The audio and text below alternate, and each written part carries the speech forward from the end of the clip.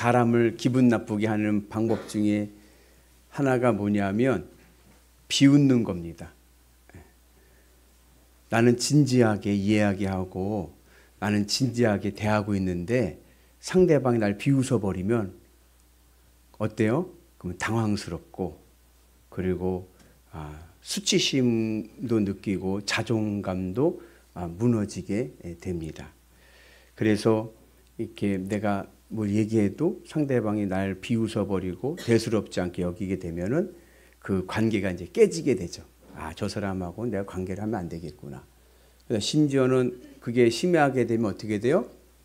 그러면 이제 다투게 되죠. 내 말이 우스워? 내가 우습게 보여? 이러면서 이제 다투게 됩니다. 우리 옆분한테 한번 인사하겠습니다. 권사님을 존중합니다. 비웃지 않겠습니다. 잘 보세요. 얼굴 보고 비웃지 않는다 했으니까. 서로 비웃지 않고 이게 좀 진지하게 받아들이는 은혜가 있기를 축복합니다. 오늘 말씀 이제 창세기 18장의 시작은 이렇게 시작돼요. 세 사람이 아브라함 집을 방문했습니다. 근데 이 세 사람이 얼마나 반갑고 귀한 손님인지 아브라함 나이가 지금 99세인데 달려나가 그들을 마중합니다.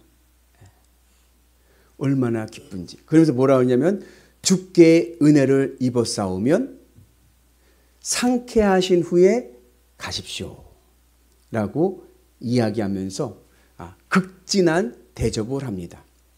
그래서 좋은 곡식과 그리고 엉킨 젖, 요즘 말하면 치즈죠. 치즈하고 우유하고 그리고 뭘 잡냐면 기름진 좋은 송아지를 잡습니다.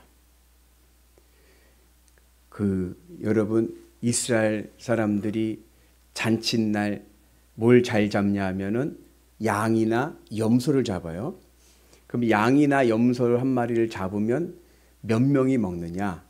일반적으로 이스라엘 사회에서 가족 공동체에서 양을 한 마리 잡거나 염소를 잡으면 한 20-30명 먹습니다. 적게는 20인 정도, 그죠? 양 한 마리 잡으면 크잖아요. 그러면 송아지를 잡으면 어땠을까요? 송아지는 몇 명이나 먹을 수 있을까요? 네? 한 50명, 60명 먹겠죠, 그죠? 네. 기름진 좋은 송아지, 제일로 좋은 송아지를 잡은 거예요. 그리고 극진하게 대접을 합니다. 은혜라는 말은 내가 받은 선물이에요. 근데 아브라함이 뭐라 그러냐면은 제가 받은 선물, 주께 은혜를 입었사오면 세 분의 우리 귀한 주님들, 우리 손님들께서 나에게 은혜를 주신다고 하면, 나에게 선물을 주신다고 하면 그 선물은 뭐냐면 이 잔치에서 상쾌해지신 후에, 마음이 상쾌해지고 기분이 좋아지시고 그리고 만족하신 후에 그리고 가는 것이 저에게는 은혜입니다 라고 이야기를 합니다. 제가 그거를 말씀 묵상하면서 저에게 빗대서 이제 비유해 보면 이런 거죠, 여러분. 은혜라는 게 여러분들 저랑 이제 식사 약속을 했어요. 제 목사님 식사 대접 한번 하고 싶은데 식사 대접 한번 하시죠. 그래서 식사 대접하러 약속을 했어요. 그래도 우리 목사님 오랜만에 식사 대접하니까 내가 제일로 맛있는 소갈비를 사드려야겠다 해가지고 소갈비집에 갔어. 그래갖고 목사님 소갈비 많이 드세요 해가지고 3인분을 시켜줬어. 저는 혼자 갔는데 예를 들어서 그래서 소갈비를 굽는데 제가 젓가락으로 깨짝깨짝 하면서 아유 이거 먹으면 살찌는데 콜레스테롤 높은데 깨짝깨짝거리고 안 먹으면 어때요? 그러면은 은혜가 안 되죠. 그런데 목사님 한 3인분이면 될 거야 하고 3인분 시켰는데 목사님이 얼마나 그날은 또 걸신이고 들렸는지 맛있다고 왜 이렇게 맛있는 고기가 세상에 어디 있느냐고 하면서 3인분 먹고 3인분 더 추가를 했네. 그럼 여러분들 마음이 어때요? 그러면요 은혜 받는 거예요. 야 오늘 우리 목사님 엄청 많이 먹으시고 내가 뿌듯한 거예요. 한 번 사는 거 그죠? 네. 그러니까 여러분 3명이 왔는데 뭘 잡았어요? 60인분의 소를 잡아버린 거예요. 얼마나 귀한 손님이면. 그죠? 기쁜 마음. 그게 기쁨인 거예요. 아깝지가 않은 거 아브라함에게는. 그렇게 해서 제일 좋은 송아지 잡아서 극진히 대접을 합니다. 그리고 나서 이 세 사람이 누구를 찾냐면 사라를 찾는 거예요. 사라가 어디 있느냐 하시면서 뭐라고 말씀하시냐면 내년 이맘때에 아들이 있을 것이다 라고 말씀합니다. 근데 그 말을 장막에 있던 장막 문 어귀에서 사라가 들었습니다. 엿듣게 된 거예요. 우연찮게. 그리고 나서 사라가 하는 말이 내가 노쇠하고 우리 남편이 늙었으니 내게 무슨 즐거움이 있으리요 하면서 비웃습니다. 그때에 하나님께서 사라에게 왜 웃었느냐, 왜 비웃었느냐라고 말씀하실 때 사라가 하는 말이 저 안 비웃었는데요, 저 안 웃었는데요, 거짓말을 합니다. 우리 같이 말씀 봅니다. 사라가 두려워 부인하여 이르되 내가 웃지 아니하였나이다. 이르시되 아니라 내가 웃었느니라. 저는요 이 사라의 심정을요 10분 이해합니다. 왜냐? 저도 저렇게 거짓말을 해봤기 때문에 그래요. 제가 신학교 1학년 들어갔는데 어느 동아리에 들어갔어요. 동아리에 들어가서 3월 지나고 4월쯤 되니까 뭘 하냐면은 신고식을 한대요. 동아리에서 서클에서 신고식을 한대요. 저는 신고식이 환영식인 줄 알았어요. 신고식이 뭔지 몰랐죠. 그래서 저녁 몇 시까지 학교로 오라는 거예요. 서클룸으로, 동아리 방으로. 그래 동아리 방에 갔더니 이제 선배들이 저녁 먹으러 가자고 그래서 저녁을 맛있게 먹었습니다. 그리고 저녁을 먹고 난 다음에 이제 신고식이라는 것을 1박 2일로 하는 거예요. 저는 환영식인 줄 알았더니 이게 환영식이 아니라 쉽게 말하면 군기 잡는 날이었어요. 몰랐죠. 이런 거예요. 말도 안 되는 거 가지고 꼬투리를 잡는 거예요. 전순정 권사님, 제가 멋있습니까? 안 멋있습니까?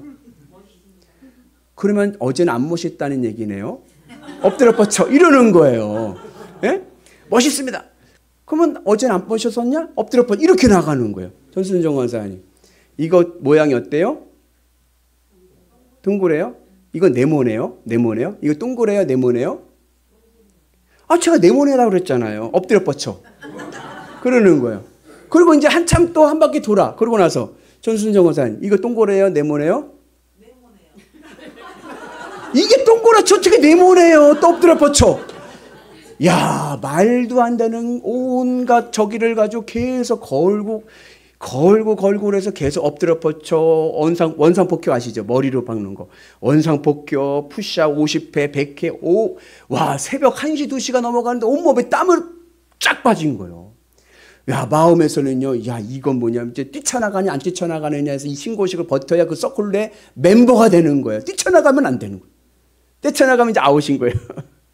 야, 그냥 막 온갖 생각이 나가지고 내가 이런 불합리한 대우를 받으면서 이게 뭔가 막 그런 생각이 막 들면서 그냥 하고 있는 거예요. 하는데 이게 신고식이 막내 들어온 1학년들만 받는 게 아니라 그 윗 선배들도 다 같이 하는 거예요. 바로 윗기수도. 그러니까 이 윗기수가 하는데 한 명의 선배가 저는 엎드려 뻗쳐 하고 있는데 한 선배가 대답을 했는데 웃긴 대답을 한 거예요. 말도 안 되는 웃긴 대답을 한 거예요. 하도 하니까 이제 새벽 되니까 정신이 다 나간 거예요. 정신이 나간 거예요. 웃긴 대답을 하는 바람 저도 모르게 웃었어. 팍 하고 웃었어. 그 심각한 분위기 속에서. 그랬더니 그 귀합을 주던 선배가 하는 말이 누가 웃었어? 그러는 거예요. 조용한 거예요. 네가 웃었어? 안 웃었습니다. 네가 웃었어? 안 웃었습니다. 저한테 네가 웃었어? 뭐라 그랬을까요? 안 웃었습니다. 왜요? 너무 두렵고 무서워서. 저는 그래서 이 본문을 볼 때마다 그때가 생각이 나서 사라의 마음을 10분 이해합니다. 얼마나 두려웠으면. 그죠? 하나님께서 물어보시잖아요. 왜 웃었냐? 하니까 예, 저는 안 웃었는데요. 자기도 모르게 나온 거죠. 두려우니까. 아니다. 네가 나를 비웃었다. 여러분, 오늘 우리의 신앙은 비웃는 신앙이 아니라 은혜 받는 신앙 되기를 주님의 이름으로 축복합니다. 그래서 우리가 하나님의 은 안에서 우리가 비웃지 않고 은혜 받는 신앙이 되기 위해서는 하나님을 상쾌하게 해드리는 것이 나에게 은혜가 돼야 돼요. 하나님 마음을 기쁘게 하는 것이 나에게 은혜가 돼야 됩니다. 아멘이십니까? 그 은혜가 오늘 우리 가운데 있기를 주님의 이름으로 축복합니다. 그래서 우리가 하나님의 말씀을 듣고 비웃는 게 아니라 하나님의 말씀을 듣고 순종함을 통하여서 하나님 마음을 상쾌하게 해드리면 하늘의 은혜의 복이 하늘로부터 펄펄 내려올 줄로 믿습니다. 그래서 얼마나 하나님께서 그 모습이 아브라함과 이 사라의 모습이 대조가 됐는지 하나님께서 아브라함에게 뭐라 그러냐면 내가 너에게 뭘 숨기겠느냐 하면서 앞으로 소돔과 고모라를 심판하실 것을 미리 아브라함에게 말씀해 주십니다. 그래서 오늘 우리가 하나님의 능력을 보고 하늘의 기적을 보고 하늘의 구원을 보기 위해서는 우리가 비웃는 자가 아니라 은혜 받는 자 되시고 하늘의 은혜 안에서 하나님을 상쾌하게 해드리는 거룩한 성도 되기를 주님의 이름으로 축복합니다.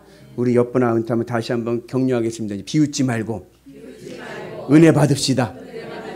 아멘. 하나님 마음을 상쾌하게 하는 은혜가 있기를 축복합니다. 그리고 왜 그러면 사라는 비웃었는가? 하나님께서 아브라함에게 뭐라 그러냐면은 내년 이맘때 아들이 있을 것이다 그랬어요. 하나님께서 아브라함에게 아들이 있을 것이다라고 하신 말씀은 하나님께서 아브라함 가문에 아들을 주시겠다라고 하는 것입니다. 하나님이 주시겠다는 거예요. 근데 그것을 사라는 뭐로 들었냐면 내가 아이를 낳는다고? 내가 한다고? 내 힘으로 애를 낳을 수 있다고? 하나님이 주시는 것을 내가 한다라고 생각을 하니까 비웃어버리는 거예요. 하나님의 능력과 하나님의 권능이 있는데 하나님께 능히 못할 일이 어디 있겠느냐? 오늘 말씀하지 않습니까? 하나님께 능히 못할 일이 무슨 일이 있겠느냐 하는데 사라는 자기밖에 모르는 거예요. 자기밖에. 그러니까 하나님이 주시면 되지가 아니라 내가 낳는다고? 내 힘으로 된다고? 하면서 비웃어버리는 거예요. 그래서 오늘 우리가 신앙의 잣대를 옮겨야 됩니다. 나중심적인 신앙이 되면요 비웃어버려요. 그러나 내가 하나님 중심 신앙이 되면 하나님의 은혜를 경험하는 역사가 일어난 줄로 믿습니다. 이것이 무엇으로 연결되냐면 중보기도로 연결이 되는 거예요. 신앙에도요 아마추어가 있고 프로가 있습니다. 아마추어는 뭐예요? 취미생활을 하는 거예요. 뭐 테니스 친다, 뭐 운동한다고 할 때 아마추어는 뭐 취미로 하니까 하고 싶으면 하고 하기 싫으면 안 하죠. 그렇다고 누가 뭐라고 할 사람 아무도 없어요. 왜요? 그건 취미니까. 프로는 어때요? 프로는 그게 생계입니다. 안 하면 굶어요. 그잖아요. 프로야구 선수가 나 오늘 야구하기 싫어서 야구 안 해. 그러면 뭐예요? 그 다음에 뭘 먹고 살려고? 그죠? 신앙의 프로는 뭐냐? 하나님이 주시는 것을 살아가는 자예요. 하나님이 주시는 것을 살아가는 자는 하나님의 은혜 안에 있어야 됩니다. 그러니까 내 신앙의 잣대가 취미는 내 중심이지만 프로는 구단주 중심이어야 돼요. 내 마음의 중심이 하나님 중심으로 가 있어서 하나님에 맞춰서 하나님이 마음이 상쾌해지도록 내가 순종하고 나가게 되면 하나님께서 내 삶을 지켜주시고 은혜를 충만케 하실 줄로 믿습니다.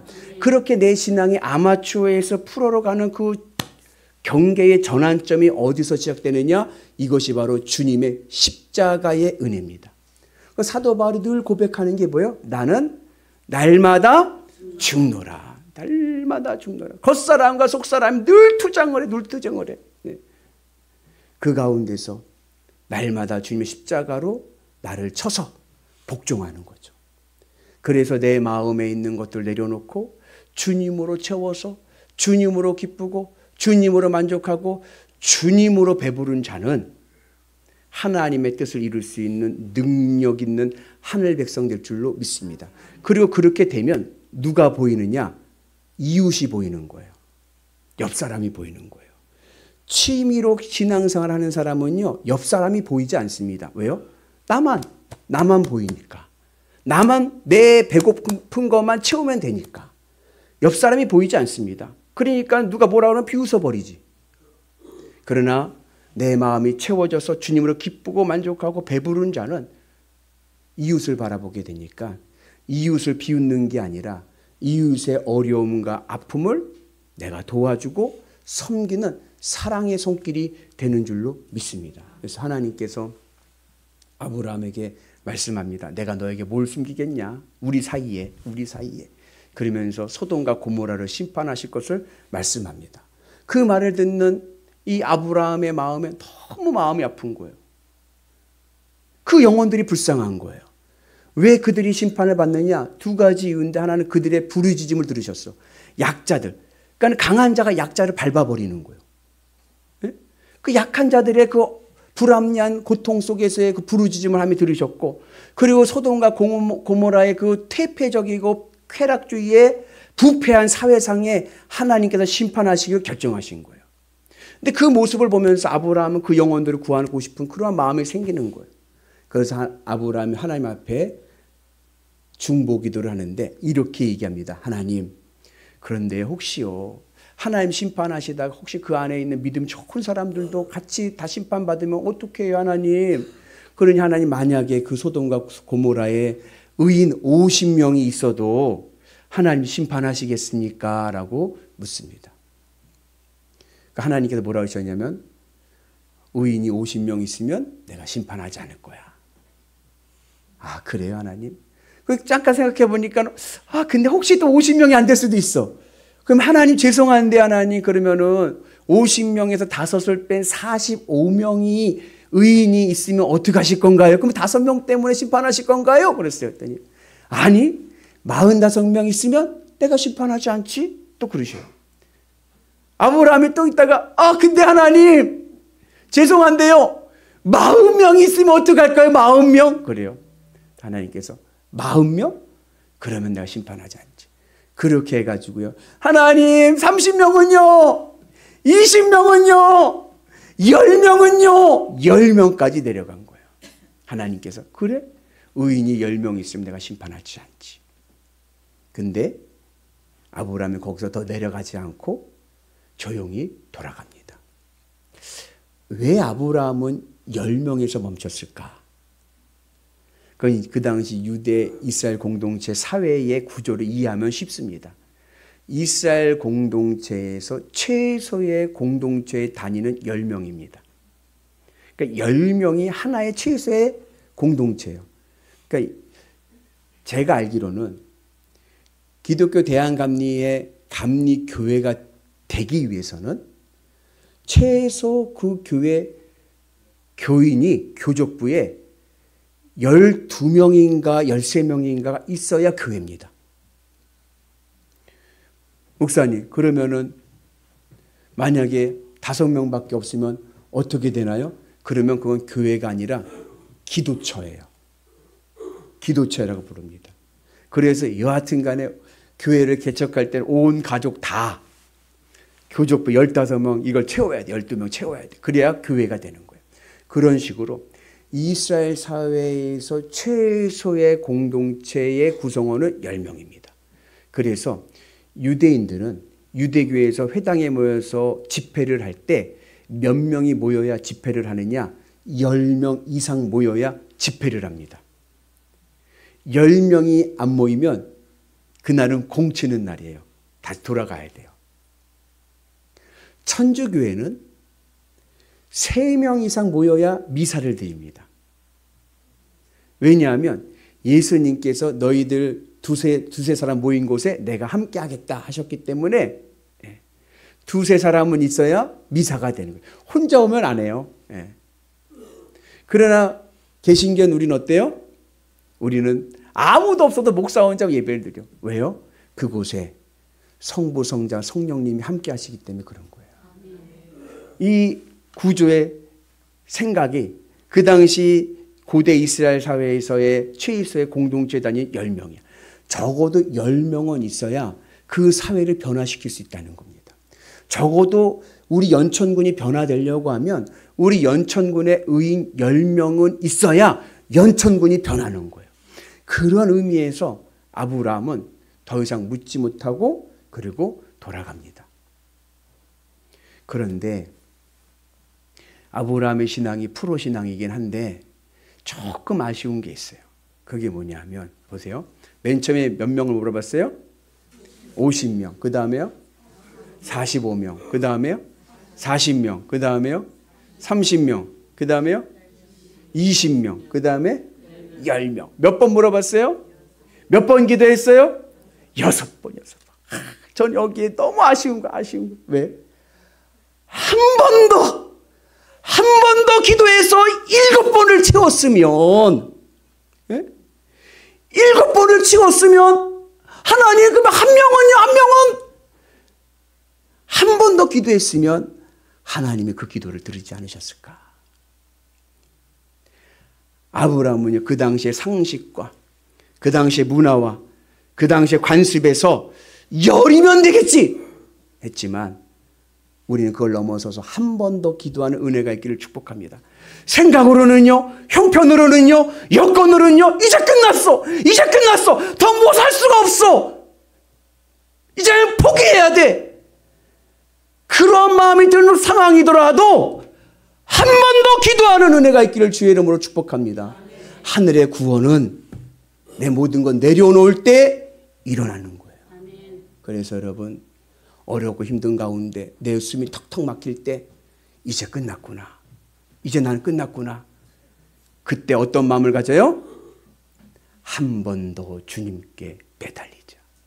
아멘. 우리 한번 격려합시다. 우리 한 번 더 주님께 매달려 기도합시다. 아멘. 여러분, 우리에게는요, 아브라함을 넘어서서 한 번 더 기도하는 은혜가 있기를 주님의 이름으로 축복합니다. 그래서 여러분, 주님의 은 안에서 우리의 신앙이 프로 중에 프로, 하나님의 귀한 역사를 바라보는 위대한 성도 되시기를 주의 이름으로 축복합니다. 그래서 이제는 여러분, 비웃지 말고, 그죠? 은혜 받은 자가 되시고 하나님의 말씀의 은 안에서 늘 하나님 마음 상쾌하도록 해드리는 위대한 성도 되셔서 하늘의 능력과 하늘의 기적과 하늘의 권능을 누리시는 위대한 성도 되시기를 주님의 이름으로 축복합니다.